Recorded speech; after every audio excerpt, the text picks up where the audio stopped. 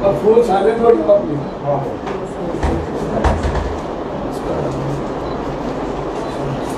हे बरं आहे ना, हे बरं आहे ना असं. खूप छान आहे.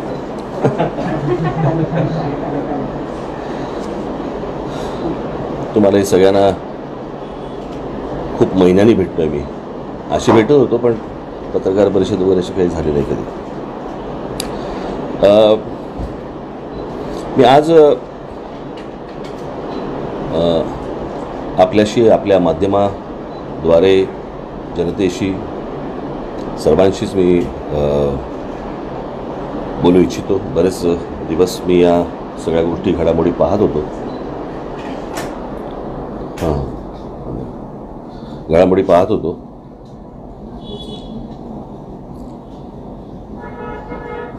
आणि मला जे आत्ता बोलायचं आहे, मला असं वाटतं की माझं बोलून झाल्यावरती मी इतर कुठच्याही तुमच्या प्रश्नांना मी उत्तर देऊ इच्छित नाही. ते माझ्या निवेदनात असेल आणि ते मी पण का देऊ शकणार नाही किंवा का द्यायची इच्छा नाही माझी, तेही माझ्या निवेदनामध्ये तुम्हाला समजेल. कारण नाहीतर होतं असं की आपण अनेकदा पत्रकार परिषदा आपण घेतो आणि इतके विषय निघतात की त्याचा मूळ विषयच निघून जातो आणि मूळ विषय कुठचा असतो, काय असतो, असा प्रश्न आपल्याला नेहमी पडतो. त्याच्यामुळे इतर मी विषयांना आज कुठे हात घालणार नाही, लावणार नाही. आज आपल्यासमोर येऊन भेटण्याचं काही चालू आहे का? ए सी वगैरे, पंखा उचलला, पंखा कुठचे पंखा लाव.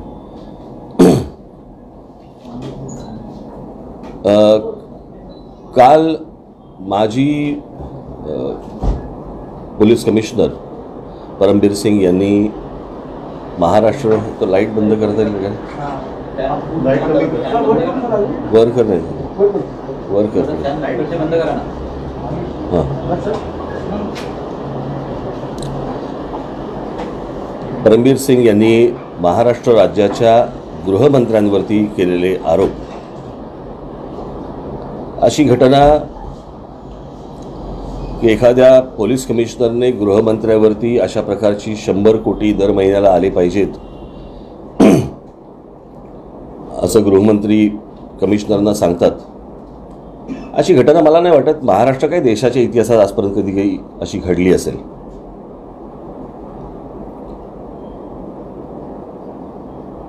मुळात आता ज्यांनी आरोप केले परमबीर सिंग यांनी, आता त्यांना मला असं वाटतं 1 वर्ष झालं असेल. तर 1 वर्ष जर समजा झालं असेल तर महिना 100 कोटीप्रमाणे 1200 कोटी आत्तापर्यंत द्यायला पाहिजे होते. पण कदाचित लॉकडाऊनचं कारण असेल, दुकानं बंद होती, बार्स बंद होते, त्याच्यामुळे त्यांना एवढी रक्कम देता नसेल आली. पण गृहमंत्र्यांनी अशा प्रकारची गोष्ट सांगणं कमिशनरला, हे एका मुंबई पोलीस कमिशनरांचं झालं. आज मुंबईचे पोलीस कमिशनर सांगतात की मला 100 कोटी रुपये आणून द्यायची दर महिन्याला. त्यांनी सांगितलं, गृहमंत्री हा राज्याचा असतो, राज्यामध्ये शहरं किती, त्या शहरांना असलेले पोलीस कमिशनर किती, त्या पोलीस कमिशनरांना पण ह्यांनी काय सांगितलंय हे अजूनपर्यंत बाहेर नाही आलंय. त्याच्यामुळे मी काल जी मी मागणी केली होती की महाराष्ट्र राज्याच्या गृहमंत्र्यांनी तात्काळ राजीनामा दिला पाहिजे आणि त्यांची कसून चौकशी होणं गरजेचं आहे. अनिल देशमुख यांची देखील चौकशी होणं गरजेचं आहे. मला या संपूर्ण प्रकरणामध्ये आपल्याला मुद्दामून एक गोष्ट सांगायची की आता अनेक विषय सगळे समोर येत आहेत की आता हे नवीन 100 कोटी मागितले, हे प्रकरण आलं आणि आता मग पोलिसांमधल्या लॉबीज, पोलिसांमधले भांडणं, पोलिसांमधले वाद, हे सगळे आता सगळ्या गोष्टी कव्हर होत आहेत. त्याच्यातनं त्यांच्याचकडनं काही बातम्या सोडल्या जात आहेत, त्याच्यावरनं तुम्ही चॅनलचे लोक किंवा पत्रकार त्याच्यामध्ये अजून काही गोष्टी लोकांसमोर आणतात आणि आपण मूळ विषय विसरतोय. जसं सुशांत सिंग प्रकरणामध्ये सुशांत सिंग राहायला बाजूलाच आणि भलत्याच ठिकाणी सगळं प्रकरण निघून गेलं. नंतर तर लोक सुशांत सिंगला विसरून पण गेले आणि मग एकावर एक नवीन बातम्या, एकावर एक नवीन बातम्या, असं करत करत आपण मूळ विषयाला बगल देतो की अनेकांना बगल ती हवी असते आणि त्याप्रमाणे त्या बातम्या तिकडे तिकडे सरकत जातात. आपण जो मूळ विषय आहे की अंबानींच्या घराखाली बॉम्बची गाडी ठेवण्यात आली, हा मला असं वाटतं मूळ विषय. आजपर्यंत मी काय सगळे तुम्ही आम्ही सगळेच असा विचार करत होतो की बॉम्ब हे अतिरेकी ठेवतात, पण बॉम्ब पोलीस ठेवतात हे मला नाही वाटत. आजपर्यंत आपण कधी ऐकलं होतं, पाहिलं होतं, कधी विचार केला होता या गोष्टींचा की पोलीस बॉम्ब ठेवतात. या सगळ्या प्रकरणामध्ये वाझेंना अटक झाली, वाझेंची इन्क्वायरी सुरू आहे, त्यांची काय रोजची धिंड काय काढली जाते वेगवेगळ्या ठिकाणी. परमबीर सिंग यांना त्यांच्या कमिशनर पदावरनं का काढलं किंवा त्यांची बदली का केली हे अजूनपर्यंत सरकारने सांगितलेलं नाही. परमबीर सिंग यांचा काही संबंध होता त्याच्याशी, परमबीर सिंग त्याच्यामध्ये इन्व्हॉल्व होते, परमबीर सिंगना त्या पदावरनं का बाजूला करण्यात आलं, आणि जर समजा तुम्हाला माहिती आहे की जर समजा त्यांची इन्व्हॉल्वमेंट होती म्हणून तुम्ही त्यांना बाजूला केलंय, तर त्यांची चौकशी का नाही केली, त्यांची बदली का केली, याचं उत्तर सरकारकडनं अजूनपर्यंत आलेलंच नाहीये. की जर समजा ते त्याच्यामध्ये इन्व्हॉल्व होते तर त्यांची चौकशी व्हायला पाहिजे होती. तुम्ही त्यांना काढताय आणि दुसरीकडे ट्रान्सफर करताय, त्यांची बदली करतात, यातनं काय साध्य होणार आहे? तुम्हाला काय म्हणायचं होतं? म्हणजे तुमच्या अंगावरची एखादी आलेली गोष्ट तुम्ही झटकून दुसऱ्याच्या खांद्यावरती टाकताय, हा सगळा प्रकार होता. आता आपण मूळ विषयाकडे वळू. मूळ विषय, मुकेश अंबानींच्या घराखाली बॉम्बची गाडी ठेवण्यात आली, बरोबर आहे. अजूनपर्यंत कसं आहे, आपल्या देशामध्ये प्रश्न निर्माण होतात, उत्तरं सापडत नाहीत, आणि मग लोक हळूहळू त्या गोष्टी विसरून जातात. मुळात अंबानींच्या घराखाली जी गाडी सापडली, त्या गाडीमध्ये जे जिलेटिन ठेवलं होतं ते जिलेटिन आलं कुठून? मला असं वाटतं जिलेटिनचा सोर्स हा मला असं वाटतं क्वाऱ्या जिथे असतात, खाणी जिकडे असतात तिथे मला असं वाटतं ते जिलेटिन वगैरे दिले जातात.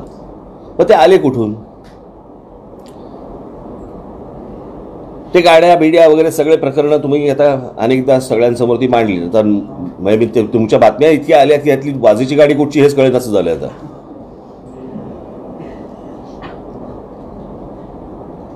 आता आपण वाझे प्रकरण जर नीट पाहिलं तर वाझे प्रकरण, ह्या वाझेला ख्वाजा युनूस प्रकरणामध्ये 17 वर्ष निलंबित होतं, बरोबर आहे. 17 वर्ष ते निलंबित होता तो, आणि 58 दिवस हा माणूस जेलमध्ये होता.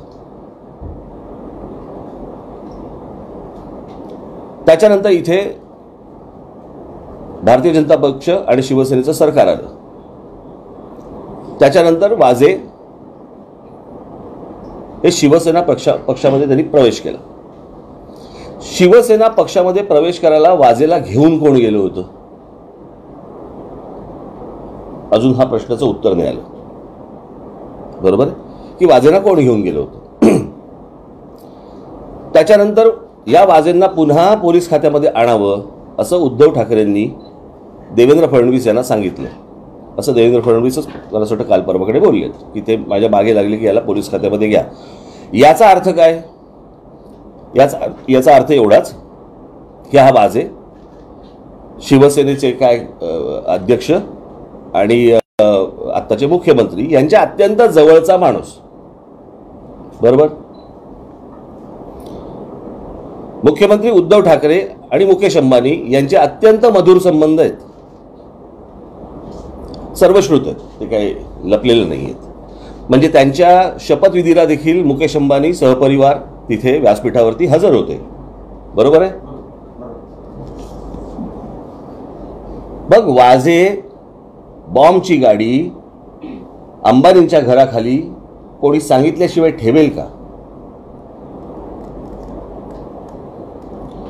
आणि मुळात पहिली गोष्ट की पोलीस कमिशनर असू देत किंवा साधा एखादा दुसरा कोणी कुठच्या दर्जाचा पोलीस असेल, यांना अशा प्रकारची गोष्ट, बॉम्ब बोलतोय आपण काय कोणाचं एन्काउंटर बोलत नाही आहोत, पण बॉम्ब ठेवण्यासाठी म्हणून कोणाच्या तरी इन्स्ट्रक्शन्स असल्याशिवाय पोलीस असं धाडस करणार नाहीत, बिलकुल करणार नाही. त्याच्यामुळे हा विषय वाझे आणि परमबीर सिंग यांच्यावरती अटपून चालणार नाही. म्हणून मी आपल्यामार्फत आज हीच विनंती केंद्र सरकारला करत आहे की केंद्र सरकारने याच्यामध्ये हस्तक्षेप करावा, कारण याची इन्क्वायरी महाराष्ट्र सरकारकडनं किंवा महाराष्ट्रातनं होणार नाही. आणि जर केंद्राकडनं खऱ्या अर्थाने जर याची चौकशी झाली, मी आपल्याला सांगतो फटाक्याची माळ लागेल. कोण कोण आज जातील याची आपण कल्पना देखील करू शकणार नाही.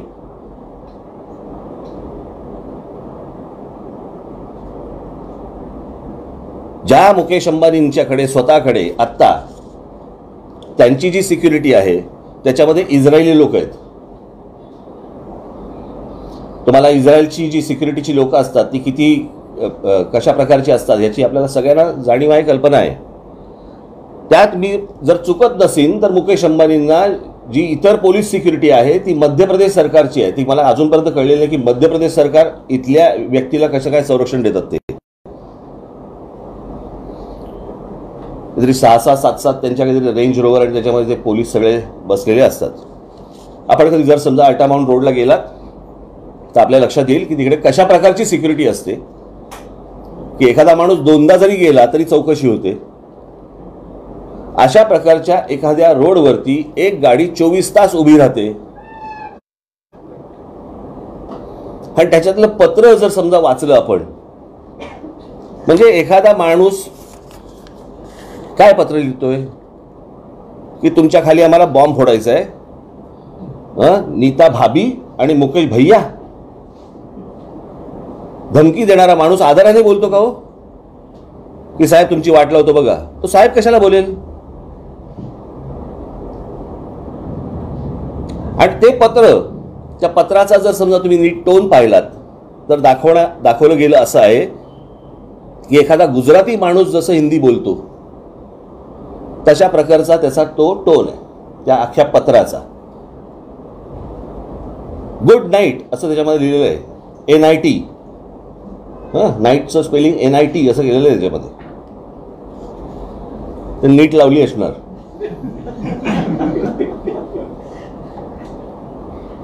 पण अशा प्रकारचं धाडस हे पोलीस करू शकत नाहीत. परस्पर अशा प्रकारची गोष्ट, त्याच्यामध्ये अनेक गोष्टी आल्या की बडे अंबानींकडनं पैसे काढायचे होते, त्याच्यामुळे ह्या सगळ्या प्रकारच्या धमक्या बिमक्या. अंबानींकडनं पैसे काढणे इतकं सोपं आहे का हो? बरं, ज्या मुख्यमंत्र्यांचे अंबानींशी इतके मधुर संबंध आहेत तिकडे पोलीस पैसे खायला जातील का? पोलीस खात्यात तरी राहतील का? हे सगळं प्रकरण काय आहे हे वेगळ्या प्रकारचं प्रकरण आहे. मला आपल्याला सगळ्यांना विनंती करायची आहे, आपले जे चॅनलचे हेड्स आहेत त्यांना विनंती करायची, हे भलतीकडे प्रकरण नेऊ नका की पोलिसांच्या मधल्या भांडणं आणि पोलिसांमधल्या अजून काहीतरी, कारण त्याला एक फाटे फुटत जातील आणि फाटे फोडले जातील. याचं जे मूळ प्रकरण आहे की ही गाडी ठेवली कशी काय गेली, कोणाच्या सांगण्यावरून ही गाडी ठेवण्यात आली, याची माझी विनंती आहे. केंद्र सरकारने याच्यामध्ये तात्काळ हस्तक्षेप करावा, अन्यथा लोकांचा पोलीस प्रशासन सरकार या सगळ्या गोष्टींवरचा विश्वास आज उडालेला आहे. तो जर मिळवायचा असेल तर मला असं वाटतं केंद्राने याच्यामध्ये हस्तक्षेप करणं अत्यंत गरजेचं आहे. आज महाराष्ट्रामध्ये इतर सगळे प्रश्न पडलेत. काय करोनाचे आकडे येत आहेत, त्याच्यानंतर मुलांच्या शिक्षणाचा एक शैक्षणिक वर्ष फुकट गेलं त्यांचं, त्याच्यानंतर आज अनेक मुलांच्या आईवडिलांची नोकऱ्या गेल्या, त्याच्यामुळे शिक्षण सोडावं लागलं. यावेळेला परवा दिवशीला एक बातमी होती, फक्त मुंबईमध्ये 20,000 ॲडमिशन्स या कमी झाल्या, मुलांनी घेतल्या नाहीत. 20,000 म्हणजे जिथे लोकांना नोकऱ्या गेलेल्या आहेत, जिथे मुलं शिक्षणापासून वंचित आहेत, बेरोजगारीचा आकडा तर रोज फुगतो आहे, अनेकांच्या नोकऱ्या गेलेल्या आहेत. अशा सगळ्या विचित्र परिस्थितीमध्ये आर्थिक परिस्थिती इतकी खराब आहे देशाची आणि राज्याची तर आहेच आहे. म्हणजे अर्थसंकल्प मांडताना अजित पवारांनी हे सांगितलं होतं की राज्याची परिस्थिती, आर्थिक परिस्थिती चांगली नाही. हे सगळे विषय असताना एक काहीतरी नवीन प्रकरण येतं आणि ज्याच्यानंतर लोकांचा विश्वास उडतो या सगळ्या गोष्टींवरचा. म्हणजे आपण असं म्हणत जातो, आजपर्यंत आपण म्हणत आलो की पोलीस भ्रष्टाचारी आहेत किंवा भ्रष्टाचारी नाहीत. हे वरून सांगतात 100 कोटी वसूल करा म्हणून तो पोलीस जाणार ना तिकडे. आणि इतकी म्हणजे मला लाज वाटली काल की महाराष्ट्रासारखी एवढी उज्ज्वल, एवढी परंपरा मोठी, एवढा महाराष्ट्र एवढा मोठा, त्याचा गृहमंत्री सांगतोय बारमध्ये जाऊन पैसे गोळा करा. इतक्या घाण, इतकी विचित्र वाईट अवस्था मी आजपर्यंत कधी बघितलेली नव्हती. त्याच्यामुळे हे गृहमंत्री हा तर माणूस गेला तर पाहिजेच, कोणत्याही परिस्थितीत त्यांनी राजीनामा द्यायला पाहिजे, त्यांचा राजीनामा घेतला गेला पाहिजे. आणि ह्या प्रकरणामध्ये केंद्र सरकारने हस्तक्षेप करून कसून चौकशी करावी. कल्पनेच्या बाहेरचे चेहरे तुमच्या समोर येतील. आणि केंद्राकडनंही जर समजा उद्या असं झालं नाही तर हा देश अराजकाकडे चालला, एवढं फक्त लक्षात ठेवा. कारण हे काही साधं सोपं सरळ काम नाहीये. पोलीस बॉम्ब ठेवतात ही घटना इतकी क्षुल्लक समजू नका, किंवा पोलिसांना बॉम्ब ठेवायला सांगितलं जातं ही घटना इतकी क्षुल्लक नाहीये. मला असं वाटतं सर्वांनी या गोष्टींचा गांभीर्याने विचार करणं आवश्यक आहे. आणि माझी परत एकदा केंद्र सरकारला हात जोडून विनंती आहे की त्यांनी या सगळ्या गोष्टींची कसून चौकशी करावी. धन्यवाद. नाही, मला एवढं नाही रे हिंदीचं, एवढं चांगलं नाही. काय पूरा देश सुन रहा है सर, आपको थोड़ा सा अच्छा दो-तीन लाइन सर, आपने जो बातें रखी है मुख्य तौर पर आपकी क्या मांगे केंद्र सरकार से, इस पूरे मामले की जांच निष्पक्ष होनी चाहिए, और आपने जो भी मुद्दे रखे वो संक्षिप्त में बताइए. मुझे लगता है कि केंद्र सरकार को इसमें हस्तक्षेप करना चाहिए और इसकी कड़ी सी कड़ी इंक्वायरी होनी चाहिए, क्योंकि ये कोई आम बात नहीं है. जैसे मैंने कहा था अभी पहले कि हम लोग पहले सुनते थे, सोचते थे कि बम टेररिस्ट लगाते हैं, लेकिन अभी पता चला बम पुलिस लगाते हैं. पुलिस बम रखते हैं, और कोई भी पुलिस हो, पुलिस कमिश्नर हो या और कोई भी हो, किसी की भी हिम्मत नहीं होगी किसी के इंस्ट्रक्शन के बिना कि पुलिस ये काम करे. उनको ज़रूरत भी नहीं है, पुलिस डिपार्टमेंट को कोई ज़रूरत भी नहीं है. और किसके घर के बाहर, जो देश का सबसे बड़ा उद्योगपति है उनके घर के बाहर, जिनकी एक इजरायली सिक्योरिटी है, और मुझे लगता है कुछ मध्य प्रदेश की भी उनके पास सिक्योरिटी है, ऐसे मुझे कुछ पता चला है. उस रोड पे आप एक दो बार गए तो आपकी इंक्वायरी भी हो सकती है. वहाँ पे एक 24 घंटे गाड़ी खड़ी रहती है एक बम लेके, और उसमें एक लेटर रहता है जिसमें मारने की एक रिक्वेस्ट होती है कि मैं आपको मारने वाला हूँ, प्लीज़ आप तैयार रहिए. हाँ, ऐसे कभी आज तक महाराष्ट्र में हुआ नहीं है. यानी बाहर की जो स्टेट्स है वो आज तक महाराष्ट्र का एग्जाम्पल देते हैं. हम लोग कहते थे कि भाई स्कॉटलैंड यार्ड की जो पुलिस है उसके बाद मुंबई की पुलिस आती है. मुझे लगता है दुनिया भर में कहीं भी आप जाओ, किसी भी देश में जाओ, मुंबई पुलिस जैसी कोई पुलिस नहीं है. उन लोगों की, इन राज्यकर्ताओं ने, इन पॉलिटिशियंस ने ये हालत कर दी है उनकी